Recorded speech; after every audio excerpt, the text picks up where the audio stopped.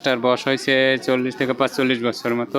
জি। সেই জন্য এই গাছটার দাম 4,50,000 টাকা। আসলে কি আমি এই গাছ সম্পর্কে তো চিনি নেই, গাছটা যে কি গাছ, ওটার ভিতরে কি আছে এটাই তো আমি জানি না। যে 4.5 লক্ষ টাকা দাম চাচ্ছে। আরে ভাই আমি 4.5 লাখ তো শুনছি, আমি বিকেন্তারি 1,000 টাকায়।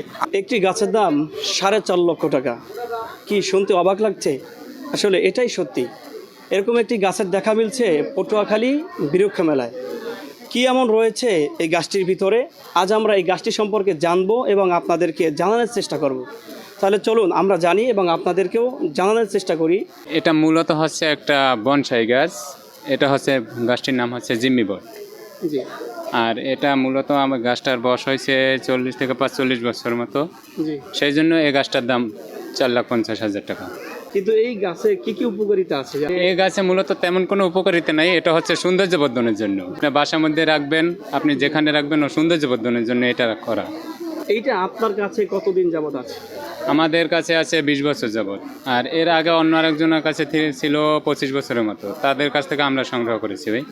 আপনি ইচ্ছে করলে সব কিছু করতে পারেন, এটাকে বনসাই করতে পারেন, এটাকে আপনার যেভাবে মন চায় ওভাবে লালন পালন করতে পারেন। হ্যাঁ হ্যাঁ, অনেক দেখেছি। আমি রাঙ্গামাটি থাকতে অনেক, আমার কালেকশনে অনেক আছে। বিশেষ করে এটা বর্ষাকালে একটা দারুণ ভাইব নিয়ে আসে।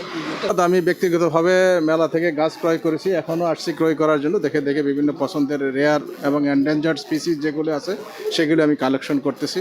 শুধু বনজ প্রজাতি না, বনজ ফলজ এবং শোভাবর্ধনকারী ভেষজ বিভিন্ন প্রজাতির চারা আমি সংগ্রহ রাখি। তো এটা একটা শখ এবং এটা সোয়াবের কাজ।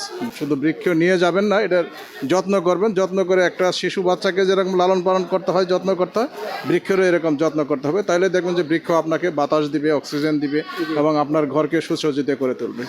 মেলা আপনার অফিসিয়ালি তো আজকে শেষ। আপনি জানেন আমরা সমাপনী অনুষ্ঠান হয়েছে, আমরা শুনলাম যে জেলা ডিসি অফিসে সমাপনী হয়েছে। আমি ব্যক্তিগতভাবে বা আমার অফিসিয়ালভাবে আমি উপস্থিত ছিলাম।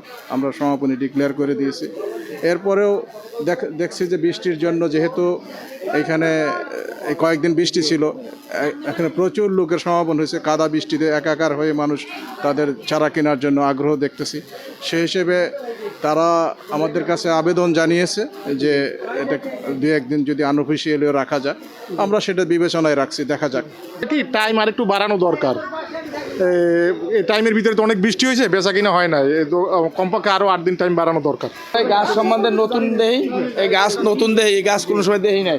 এই এত দাম জানি না, কিন্তু এই প্রথম জানলাম। দর্শক, এতক্ষণ পর্যন্ত আপনাদেরকে জানার চেষ্টা করছিলাম এই গাছটির পরিচয় সম্পর্কে। এই ছিল পটুয়াখালী বৃক্ষ মেলা থেকে সবশেষ খবর।